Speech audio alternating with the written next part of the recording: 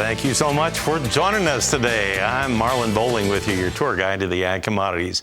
And by the way, happy Friday. Well, we're on the eve of a long holiday weekend. That's right. Don't forget, there will be no trade on Monday because it'll be Juneteenth, the federal holiday. So once we get past today's close, it's going to be a long time until we have any trade going again. It'll be Monday evening. And the Globex trade will open at 7 p.m. Central Time Monday evening.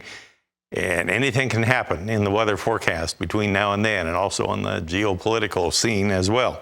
I want to take a look at what happened overnight in the grains. If I could, let's go to the big board, and the quotes are provided by bar chart.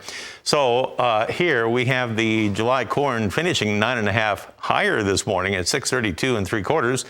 And December, 11 3/4 higher at 586 1/4. You know, that was within a penny of our high of the overnight trade. So a lot of strength in the overnight trade here with a lot of uncertainty in the weather forecast. Now, if you look at soybeans, last night we had July finishing 18 3/4 higher at 1447. And you had November 24 3/4 higher. It finished at 1317. That was a penny and a half off of its overnight high. It actually got as low as 1289.5, and then it bounced. Well, let's see what the wheat market is doing with the harvest approaching in the Central Plains. Well, we have the July wheat 15 1/4 higher in Chicago at 676 3/4. And in Kansas City, can they stage a counter-seasonal market rally? Well, it looks like they're trying. July is now 17 3/4 higher at 830.5. Even though the combines are rolling, albeit with pontoons on in many cases. Let's take a look at spring wheat in Minneapolis this morning.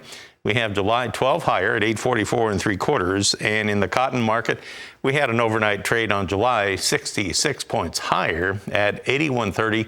December was 44 points higher at 80.04 per pound. We have Brian Hoops on the line. He's with Midwest Market Solutions. He's based in Springfield, Missouri. A lot of upward momentum overnight, Brian, in the grain trade. It looks like maybe they're wanting to build in a little risk premium here ahead of the long holiday weekend. I heard something interesting yesterday where a lot of the funds were apparently lightening up on their big short positions because the overall volume, even with the big rally we have had, the volume has stayed about the same. Is that right?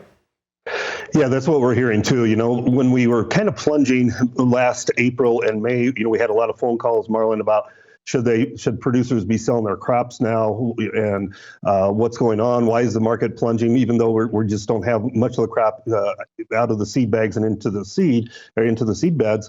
You know, I answer those questions like if I was in their position, and the time was I wouldn't be making any sales because you're going into the heart of the growing season. We haven't really planted the crop yet. And even though the USDA is forecasting record yields, that doesn't mean that's what we're going to grow during the growing season. And so now you fast forward 5-6 weeks, we're into the heat of the summer, and it hasn't rained a lot in very many areas. And we were seeing a lot of crop stress. So we drove from Springfield up to I-29 and up to Sioux Falls, and there's not really any good-looking crops. Maybe around that Omaha and north of Kansas City, there's some decent-looking areas that have received rains, but everywhere else that we've seen on a windshield tour, not looking very good so far early in this growing season. And so now I think your answer have to change. Should I be making cash sales now? Well, now you have to start looking at it very aggressively, especially if you have some old crop inventories to clean up. You need to look at this as a selling opportunity. The processors are starting to move away from July futures because of the deliveries and moving off of September. So they're going to adjust the futures price and cash price being paid to the farmers. But also this new crop, they're starting to become some very attractive opportunities. 585, 586 on December corn is attractive. I think you do have a chance to get over $6 this summer and get November beans back over $14. I would love for my clients to walk away with this, this rally this summer here, to have a minimum of $6 corn puts, minimum of $14 November soybean puts as protection for when this rally finally commences. Interesting. All right. Thanks for offering that up. Now we'll come back in a moment and take a look at the livestock side after this. All right, we're back talking with Brian Hoops of Midwest Market Solutions. One thing I noted was I was looking at the afternoon print from USDA on the beef cutout values yesterday. Yes, indeed, they were higher yet again. Choice cuts up 301 at 342.07. Selects were up 32 cents at 309.58, even though let's take a look at the livestock futures yesterday and see what happened over there. Let's go to live cattle. Our quotes are provided by bar chart, of course, and August just barely eked out a 10-cent gain yesterday at 171.07. On the feeder cattle market yesterday, we had the August contract dropping $1.77 at 234.12. And yesterday we finished on the lean hogs with the August contract 62 higher at 90.30. Let's go back to this cattle thing here. With the beef cutouts continuing to rise, and it looks like the futures are starting to stall out here, Brian, something has to give, doesn't it?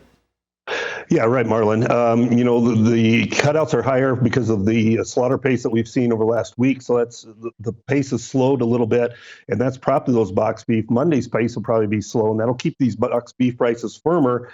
But it also means that the packers don't have to pay up for the cash markets this week. And we've seen some live trade about $5 softer, dress trade $4 softer than a week ago. We haven't seen that live trade in the Southern Plains yet develop, but no doubt it's going to come in a couple dollars cheaper than where it was last week. And so we may see a little softening here in this cash markets.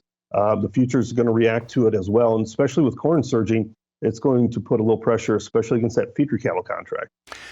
All right. Well, I appreciate all the information this morning, Brian, and I hope you have a good long holiday weekend. Well-deserved day off on Monday. We'll talk again next week. Brian Hoops of Midwest Market Solutions, and he's on the road today. So there you have it, Suzanne. That's the outlook for today's open.